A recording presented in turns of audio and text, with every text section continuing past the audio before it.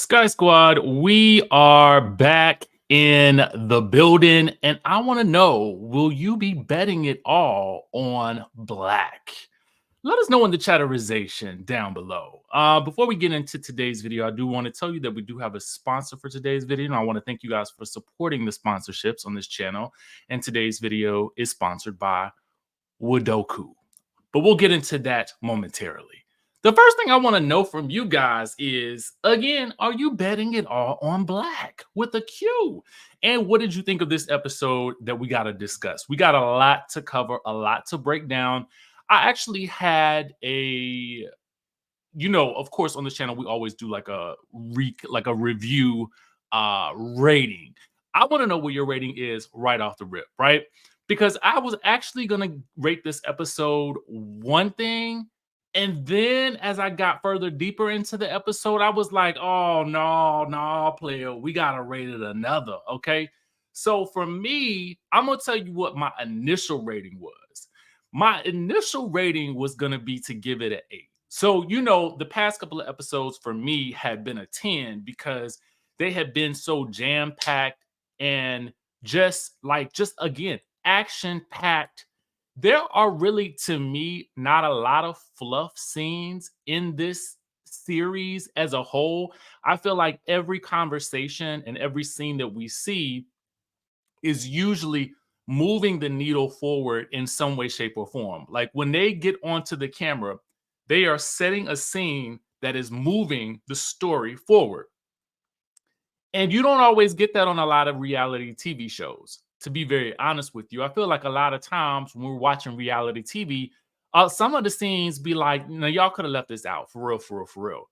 But I always notice when I'm making my notes for Love and Marriage Huntsville, I'm always taking a ton of notes because there's so much to capture within the conversations. So for this episode, to me, initially the scene with the packing of the girls' orders, with Latisha and Marsau, I was kind of like, oh, this is a little bit of, it felt a little fluffy. It was good to see the girls' businesses, but it felt like this is not what I'm used to. Like, where we going with this? And then it started to like move. It started to go someplace. And I was like, okay. Even the scene with like Kimmy and her friend Andrea, I felt to a certain degree like I'd seen this scene play out before.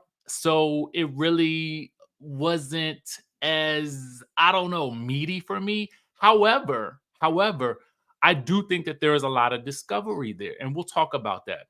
So now, before we get into what I actually am going to rate it, we're going to get into the sponsor for today's video. Today's video is sponsored by Wodoku, a completely free game to play on both iOS and Android devices. Now, by now, y'all know I love a good game to play on my downtime, especially during commercial breaks of my favorite shows. And this one right here, this one is lit. It has hundreds of challenging levels and great for testing that good old IQ and intelligence, because I need to keep my intellect on point for these recaps. The goal of the game is to arrange the wooden blocks to form a line or square, which clears the tiles from the board so you earn points. Now, this is one of those games that kind of relaxes and challenges me at the same time, especially since the goal of the game is designed for daily brain training. But it also helps take me out of my anxiety-ridden day. So I can play the game while listening to music as well, and that really puts me in the zone. Oh, and it may look super easy, but it's harder than it looks. So if you need a quick break from reality and want to challenge yourself, be sure to download the game using the link in the description of this video.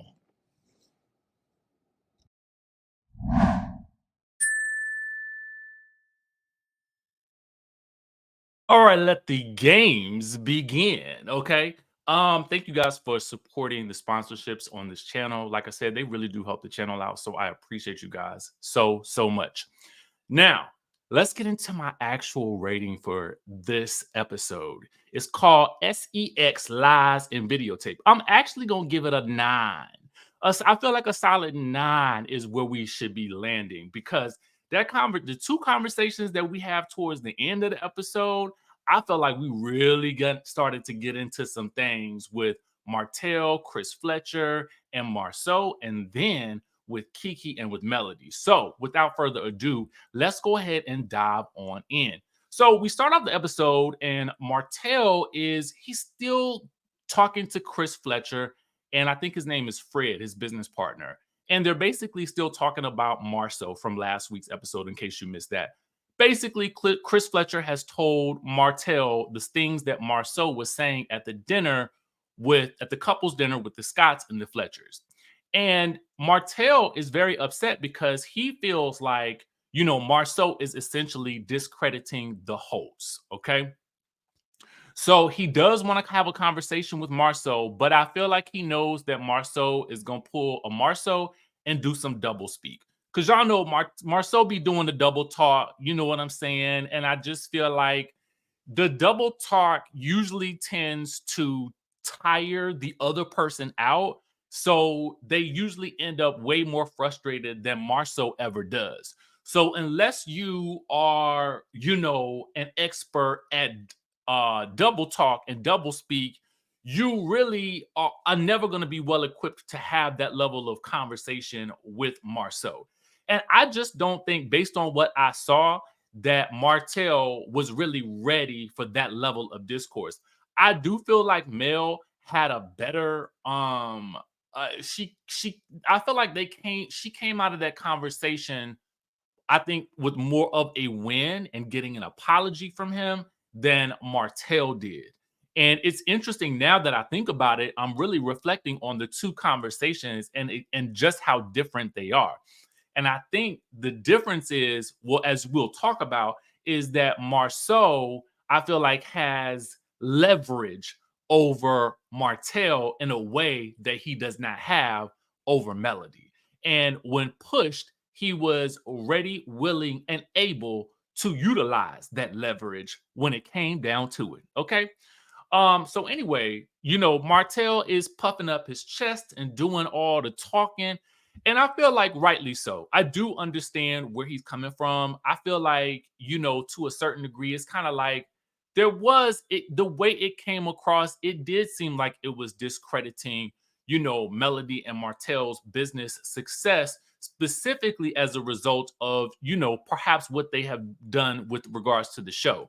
Now, I think it, like I said, it does discredit the work that they had done prior to the show, and their business acumen that they've clearly displayed as they've been on the show. So it's an interesting discussion, specifically because, as I've stated plenty of times before, this didn't seem like an issue for Marsau in the beginning. Okay, it only became an issue when Mel decided not to speak. Does that make sense? So it's interesting. So this next scene is Latisha is working with the girls, her daughters. I think their names are Macy and Mila. Is that Norman? Is that you? You ain't up on your job. Okay, that's what it is. Let me know. So anyway, while Norman is checking that out, feel free to correct me in the chatterization down below. So listen, um, I not to say to me that this scene was boring or anything like that. I mean, it just felt like, again, it was nice to see one. And I think we should see more of this. Okay, the kids being educated on starting their own businesses, because I think it's great. Okay. It just wasn't one of those scenes that moved the needle forward on some bigger issues within the group. And that's okay, because I think that there's value in us seeing parents teach their kids how to start and run their own businesses. And so, for that reason, I have to commend not only, Latisha and Marsau, but also the show for capturing that, because I think that's valuable for our community to see. Um, Marsau arrives, and of course, he's critiquing, how much work the girls are doing versus how much Angela, the manager, and Latisha are doing, because he feels like the girls need to be doing more work. Okay. I just feel like Latisha probably has a bit more finesse with the girls than I think that Marsau does. And I feel like she enjoys the process of walking with them through expanding this business. It just feels like that's where she feels really, really honestly at home. He talks about, you know, uh, if you're all about the money, okay, in this business, because I think one of the girls, was really thinking about the money, the coin, okay, make it in your size when you got the coin. And Marceau said something that I thought was interesting. He was like, if you're all about the money, then the business will fail. But as I recall his conversation with Melody and him and her asking, well, why would you want to get into the e-commerce business if it's a business that you don't respect? And he was basically like, for the money. So I'm like, this is really a contradiction to what you were saying in your conversation with Melody. Okay. Specifically because the business that the girls are embarking on is an e-commerce based business. Okay. Similarly, okay, when you really break down what he was saying about the lack of respect for e-commerce businesses, that is also the business model that made Stormy a millionaire based on what we have seen slash heard, right? The body glaze, the hair products and stuff like that. I feel like, clearly if you look at Stormy's life and the reason why you wanted her to speak, her business is the business of e-commerce, period, right? But if he's maybe specifically talking about e-commerce as a result of being on the platform, that could be another matter. But it could be something to be said for, did Stormy's sales, double, triple, quadruple as a result of being on the show? I don't know, because she came into the show already successful. That's something that if perhaps, we have another discussion. And I do like Stormy. And I think there are certain people I feel like I have relationships with that I feel like I would, I want to always talk to time and time again.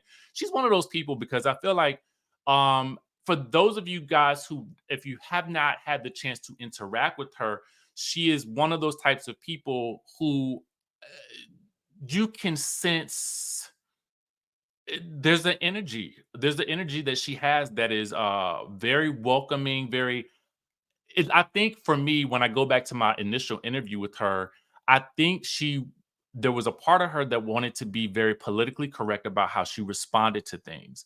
But I feel like Stormy has really embraced the idea of just simply being and just being your natural authentic self when it comes to reality TV. And I feel like she's much more comfortable now. So um that's that little diatribe that I have right there. I'm digressing completely. Anyway, Marsau is open to the feedback from everybody that came to the Expo. Okay. Um, and Latisha wants to know, well, how are things with you and Stormy? And Marsau is basically like, well, I'm just gonna match her energy or whatever, like that. So there's a flashback of Stormy and Latisha discussing Stormy calling Marsau a BI, right? And by BI, I mean the BITCH. Okay. I just can't say it, because I don't really try to do a lot of cursing on my channel for those of you guys who are new here. Stormy says that she's gonna work on it because Latisha basically, admits, I don't like it when you call my husband out his name like that. And then, Stormy says, well, I've always been kind of rah-rah, dealing with my family and stuff like that. And I feel like, yeah, I can see that based on what we saw with her and her mom and her aunt and her cousin. Y'all remember that scene? So that does give us a little bit of background about, the rah-rah-ness that we can get from Stormy. But she says that she's been a BI since she was like 4 years old. So, I don't know. I'm always kind of like, just because you were one way as a child or something you experienced as a child, it oftentimes does reflect in how we respond to things as adults. But I also have this idea that, okay, even though you were a child and you were responding this way as an adult, I mean, it is really up to us to then begin to work on the things that were issues for us as we may have grown up. However, I will say that Stormy being rah-rah is the perfect type of cast member that you want on a show like this. So at the end of the day, based on what we've seen, quite a few people on the show can get rah-rah, and I'm kind of rah-rah for it. Okay. Um, Anyway, Marsau is like, well, nobody's going to call you a B in a business meeting if they don't want you to react. And he says, I wasn't trying to give her no reaction. All right. He says he doesn't believe that there are any gender roles in business, just in relationships. Oh, and we know that. We definitely know that, sir. However, comma, I do feel like there's a part of me that was like, he talked to the women kind of crazy in that meeting, but he also seemed to talk to the men kind of crazy too. So maybe anybody can get it. Okay, I don't, maybe he does have a thing about women in certain ways. That gender role in the relationships, it definitely came out in that conversation with Chris and Neil when he thought she was just a pretty face or whatever. Um, so you might do have a little issue with gender when it comes to business. Okay, you might want to rethink that one, Marcel. um Latisha asked if there's any way that you can not poke other business owners that we're trying to work with, essentially. And he says he's just going to continue to do the things that he does. He ain't changing. He said what he said, and it's not changing. Okay. And Latisha's like, well, even though I'm asking you, and I actually really like Stormy. And Marcel's like, well, that's just not a relationship that I value. That should be interesting at the reunion. Anyway, so in this next scene, Kimmy has her friend Andrea over. I feel like we've seen Andrea before. I do like Andrea. I do think that she's a I I was about to say she's a great sounding board for Kimmy, but there were a couple of things that I don't necessarily know that I really absolutely agreed with Andrea on. But we'll get to that. Kimmy tells Andrea that Maurice thinks the issue about their, intimacy is in her head. Andrea says, well, maybe that is a factor. Like if we don't feel good about ourselves, then that could be a thing. And I think that that's probably true. Kimmy then tells her, but I've had that issue before, but this is also a medical issue. Essentially, a lot of doctors, she says, have given their patients antidepressants when they have been going through, I guess chemo and perhaps radiation and surgery and all that stuff like that. And so, but at the same time, Kimmy says, I've been trying all types of things. So Andrea has brought over some gifts in the form of some type of Kegel balls or something like that. I feel like we see these on every single reality TV show, and maybe it's because I'm not a woman, right? So for me, I maybe don't understand the importance of working those inside parts muscles. Okay. And forgive me, if I don't understand about the dildo. If I don't want a dildo, if you don't know where that's from, okay, you in the wrong circle. Okay. But yeah, it always seems like these Kegel balls just keep coming up all over the place. It's raining Kegel balls. And so she got a whole bundle of Kegel balls in the bag, Kegel balls tied to lollipops and things like I don't know. They Kegel balls on a stick. It was all kinds of Kegel. It's a keg party or something like that going on. Anyway, um, they talk about then going to maybe doing a sexy photo shoot for Maurice. Okay, how about that? First of all, I don't really think he deserves no sexy photo shoot. Why she got to do all this work? And she just got through the cancer thing. She been dealing with this for a year, and she got to go do a photo shoot for him. No, no, no, no, no. If anything, he should be going and doing a photo shoot for her. Okay. You are the one who want the sex. So you need to start putting in some work to make her feel wined and dined and special. Where is his responsibility in all of this? It is almost as if she is a wind up toy, okay, or a blow up doll who is there to serve him, okay, as his mattress. And I'm just baffled, okay? And I got to tell y'all, I spend time, looking at if I follow women like Bondi Blue and I follow women like Erica De Niro, and I just am always getting an education on alternative ways of thinking that don't necessarily fall under this naturally patriarchal system. And I understand that there may be a little bit over some people's heads, but at the end of the day, I feel like a relationship, it's about like two people like working together. And clearly she's at a point where right now she's not at her 100%. And I do feel like when you have that in a relationship, like maybe he could give a little bit more when her tank is running empty. So that way they can maximize their partnership. What other like why have a partner if you're not able to do that for each other and provide that bit of balance? It is not up to her to be your wind up toy and your Barbie doll or your blow up doll. It is also up to you to say, you know what? How can I help you through this period?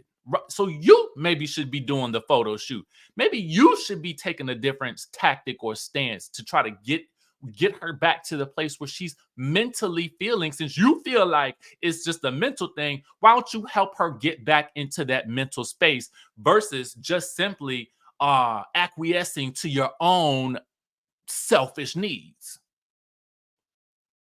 Anyway, Andrea suggests therapy. I think I just gave you the therapy right there, and you don't even have to pay me. Okay, it's free. Anyway, Latisha and Marsau then do a photo shoot for their Bet on Black casino nights, right? And Marsau is trying to coach her on how to be sexy. Andrea, you might need to hop, skip, and a jump on over to the Latisha and Marsau photo shoot. Break out the Kegel balls, okay? Wave them in her face so that she can feel a little more sexy, okay? Since it's so many balls in that bag, why don't you take some over to the Blaque, help them get that photo shoot on, and then everybody can be happy, okay? Then we can make use of those Kegel balls because it is raining Kegel balls based on what Andrea bringing out to the party. Anyway, just a couple of notes about this scene. First of all, I want to say kudos to the editors for this Bet on Black little insert that they did because Marsau says that he wanted this to feel like a James Bond type of movie or something like that. Like it's gonna be a movie. And so I'm like, okay, I like that. I can see where y'all going because it's gonna be like a casino night or whatever. Just a couple of things about to note, and I'm not being critical, but I kind of am. I do not recall, and I could not write it down. What the purpose of the charities were. But all I know is the names of the charity. It was just very long. You know what I'm saying? It was so long. It just does not roll off the tongue well. Latisha is trying her hardest to enunciate, what all of these were. Like it's just a lot. It was really given homeless, not toothless. And if you are familiar with Real Housewives of Beverly Hills, you know how iconic that is. But at the end of the day, you know how difficult it was for the people to process, right? So they are supporting the homeless, not toothless, not homeless, not toothless charity. And Latisha is on the struggle bus trying to get all the words out. I personally don't blame her. I would have been on the struggle bus. I can't even say it all. It was a lot of words. It was very, very wordy. Okay.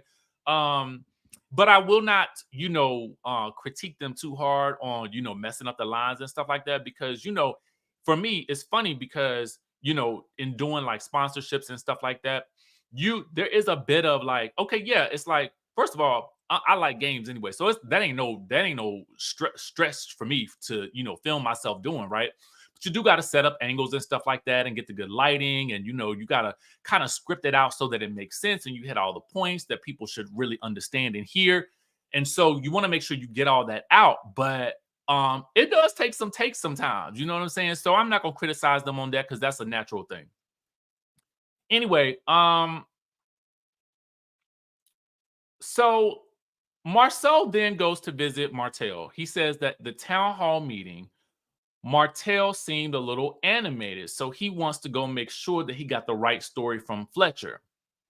Now, I don't know if this is a Q&A moment for the editors or if this is simply what Marsau thought based on the fact that he knew that Nell had went back and had conversations with the ladies.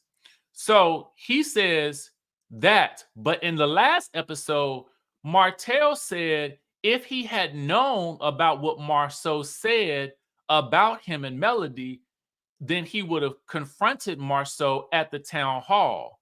So I'm like, was that a, a mistake on the part of the editors? Because it just seemed off. So y'all let me know if y'all caught that, okay? Because I be catching things that I'm probably not supposed to catch, but I could be sometimes looking into something too much that really was a non-issue, okay? But that's what we do, speculate and conjecture. So now that I done said that, let's go further. All right. Um,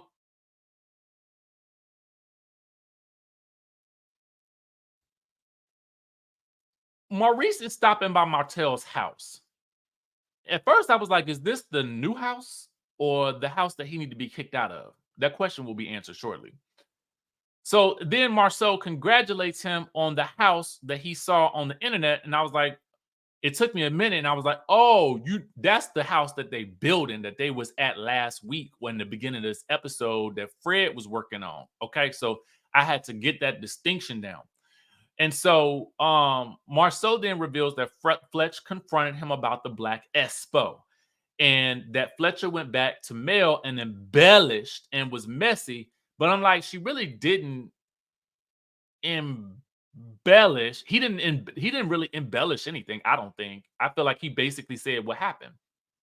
Speaking of which, Martell is like, yeah, about that. If Melody wanted to speak at the Espo, then she would have spoke at the Espo. Y'all know she can speak well. The community knows Mel and Martell were staples in the community. So at this point in time, Fletcher calls and he's conveniently outside, thank God, okay? And he's putting the for sale sign on the house. So that let me know Martell is still in the house that he need to get out of, okay? He ain't got out of the house yet. And by the looks of it, he ain't moved not an iota of things. So anyway, Martell is like, well, why are you putting out the for sale sign? I thought it was already sold. And I'm kind of like, I thought so too. And Fletcher's like, no, sir, it was sold to the couple. And I'm confused because I'm like, did you just want him to get out the house? I mean, it's fair either way, because if he got to be out the house, he got to be out the house. But my thought was, I thought it was sold. Is it not sold? Or you still trying to sell it? Now, did him being in the house sell? Because that's a whole nother story. Because now you're affecting some money. I need to know that. I was confused about that. So, but Martell, he don't feel no type of ways about the for sale sign. He's cool about it. He feels like as long as he's still paying, it shouldn't be an issue. I mean, what? What are consequences? I don't have to deal with those. You know who I am? I am Martell of Mr. and Mrs. Melody Holt. Anyway, Marsau claims that basically they get into this discussion about the speakers, okay? And what Fletcher actually said. Marsau is basically like, I don't respect a business that came out because of this platform. So if the business is maybe t-shirts that are reflecting sayings that you said on the show, he is, I'm assuming, saying that he doesn't respect that because he's saying that we're speaking to people who do not have a platform. So that business model that is based on the show is irrelevant. But again, that sort of disregards every other business opportunity or business that you've ever had or been a part of. So that was interesting to me. So Martell feels like, well, regardless, if anyone knows what it takes to run a business, that they are qualified to be on that stage. I kind of agree with that. I mean, we've seen them all. I think one of the reasons for the success of this show, in part, aside from the scandal, is that we do get to see these Black enterprising people in their business environment, and I feel like that is motivating for a lot of us. I mean, for me in particular, it is because of seeing these shows that I actually did go out and get my real estate license. It took me some time to get it, but I did it. You know what I'm saying? So for me, I feel like I'm inspired by those aspects, but it is because they were all in business. So anyway, Martell in his confessional feels like Marsau is only able to do what he does now because of the platform. Because if not, he would be right back at the movie theater managing that mother freaker. Okay. I was like, now Martell is getting kind of sassy. And in my mind, I was like, welcome back to the show, sir, because you've been kind of MIA this season. So anyway, Marsau then says he wants people who can speak on their failures, and he himself has no problem speaking on his bankruptcy and his failures. Martell says, "Well, you didn't want to talk about your bankruptcy until I started talking about mine." I don't recall anybody ever. I don't recall either one of them, and I could be missing something. And I feel like I'm an avid viewer of the show, but I don't really know that I really see either of them really just like, yeah, y'all, the bankruptcy. I learned so much. Okay. Bankruptcy here, bankruptcy there. This is what you learn when you go. I mean, I didn't see any of that. I mean, and that is the most exaggerated form, and I know, but I'm just kind of saying, like, I don't feel like I really see. Oh yes, we all had a bankruptcy, and this is what, and you learn steps, and this is what you learn from it. I didn't see that, but okay, fine. Maybe he just means speaking about it in the generic sense or whatever like that. Like, okay, yeah, it happened, so I got to talk about it in the confessional. I don't know. Anyway, Martell feels like Marsau is full of ish. So then Marsau says that he would basically the premise was from Marsau. It sounds like he didn't feel like Martell and Melody would be open to talking about their failures because he's never heard them talk about their failures before, except for their marriage. Oop. Martell then says in his confessional, well, when they were married, they didn't have any business failures. You know why? I think it was because she was the brains. But anyway, he was the brawn. I could be wrong. Okay. Um, but he also adds that the Scots wanted to be them. So anyway, so take that for what you will. Martell then takes it back to years ago. Okay, the Scolt stuff. They argue about the Scolt. Then the crux of this argument to me is because it was who did what for whom, when and where and why and whatnot and whoopty whoop. Until Marsau says, "Have I ever loaned you any money?" Now, see, you only ask a person that type of pointed question when you know the answer is yes, okay? And you are simply waiting on them to respond in the affirmative or the negative. Because if they respond in the negative and you know it's positive, you know that you gave them some money, you can flat out call them a liar. So you just be waiting on pins and needles because you'd be like, in my mind, I'm thinking to myself, Marsau probably didn't want to bring this up. Okay. But Martell kept pushing and pushing and pushing and pushing and pushing. And Marsau finally said, well, you know what? I got you. How about that money? How about that money? How about that money? Because you showing up did pay me back. I got the receipts for that. And I'm like, where they at?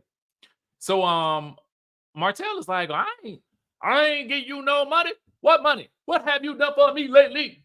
Okay. What have you done for me lately?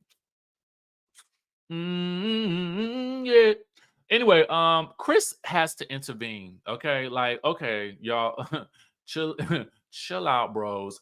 Um, but this money thing though is interesting to me because this is a new piece of information, at least from my perspective, because Marsau says that he never even told Latisha about it, and he was probably never going to say nothing about it until this conversation came up, which is interesting to me because I want to know how much it was. I'm only interested in that because they brought it up on the show. If he had never brought it up, I would not want to know. But because it's part of the show now, I want to know how much was it. So maybe somebody will ask at the reunion. Anyway, but that's what friends do. I feel like, we've all been there before. And I always feel like this, especially now. If I give a friend some money, I'm just giving it. I'm just gonna give it to you because typically if you are in financial need, because I've been there and I know, then I know that you are in a hole. And the last thing that is going to be helpful to you is me trying to collect that money back from you. So usually I'm just of the mindset that I'm giving you this money and I'm not getting it back and I'm okay with it. So I'm only gonna give you what I'm okay with giving you. Anyway, at the end of the day, Marsau invites Chris Fletcher as well as Martell and his harem of women, okay, to not include Sheree because clearly she's no longer in the picture, which is probably more believable than otherwise. So everything seems all good. I love it when people can argue and then 5 minutes later be okay. So anyway, Melody invites Keke out to a mid-city hotspot in the Huntsville area. And actually, fun fact, I was supposed to be in Huntsville this weekend. My best friend Riley is performing this weekend in Huntsville, and I was going to attend, but I have so much work to do that I was like, there's no way I can do it. So sorry to the Huntsville people. I will make it there. I will make it my mission to make it there sometime soon. I really, really will. Maybe like a meet and greet or something. That would be fun. Wouldn't it be fun to do like an event or something, an event or something? Yes, down to the Huntsville. Anyway, I digress. Mel teases Keke about missing the baby reveal or whatever like that, that Tiffany had. And so, Kiki's like, well, I ain't never want to back down. So it wasn't like I was scared or nothing like that. I was just sick, girl. I've been going through this sickness and I'm in sick and in health. And so, she had to go get the test done and things like that. Nobody knows what's wrong or anything like that. Anyway, Mel is like, okay, girl, well, let me tell you about the town hall. Okay, and the tension between Stormy and Marsau. And Keke was like, well, I heard about $100 gate. I heard these things around town. And Mel is like, well, you know what? I would think that two multimillionaires wouldn't really be arguing about $100. And to that, I could say, well, you got a point there. However, I do think it was more about, as I agreed with Keke, that it was a situation where where Stormy felt offended by the approach and the timing, right? I'm here, I got a mountain of stuff going on with my own business. I'm here to do what I was asked to do, and I'm setting up and I'm putting extra effort into this. And now on the day of, as I'm on pins and needles trying to manage my own business and manage the setup of this, you come over here talking crazy to me about $100. Get out of my face right now. So Keke was like, essentially, Marsau is very facetious, but thinks that you're too dumb to understand what he's saying and doing. So then Keke says, before the money and the fame, Marsau was very different. And I'm sure that could be true. However, I mean, once you do get money and fame, I mean, at the end of the day, like, I think we all gonna change, right? I mean, think about it like this. You get money, you get fame. Are you still gonna always ride and coach and take a flight and coach? Probably not. Probably not. You are gonna want to go and ride in the first class, in the business class. And once you get a taste of the business class, it is going to be difficult for you to go back. It just is a fact. Okay.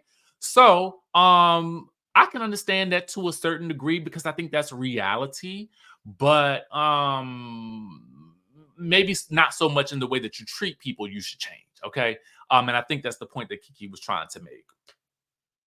So Keke says, when Mel asks, well, how are you and Tisha doing? Keke says they're going backwards because now I don't understand what this has to do with Keke and Latisha being like not good, but here we are.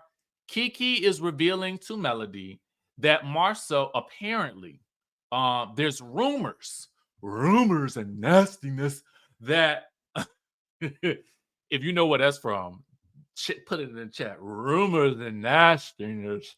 That Marsau had an affair with Beep. And I don't know who Beep is because they beep it out. And so we're just gonna put blank. Marsau allegedly put the alleged badge up here, according to Keke, not me. I didn't say it. Okay, so don't nobody come after me. Apparently, according to Keke, Marsau had an affair with Bleep when Bleep went out to the club one night and he met up with another girl and Bleep out to the club and supposedly Marsau was there and Bleep and her homegirl took Marsau back to the room it had a wham, bam, thank you, 2 ma'ams. Okay. A 3-way, and it won a conversation. Okay. Maybe it was a conversation, or maybe it was something else. It was some romancipation. Okay. That's what it was. So allegedly, of course, like I said, because it was Keke, do you love me, who said it, not me. So please don't come after me, people. I didn't say it. Now, here's what I will say about the allegation of an affair.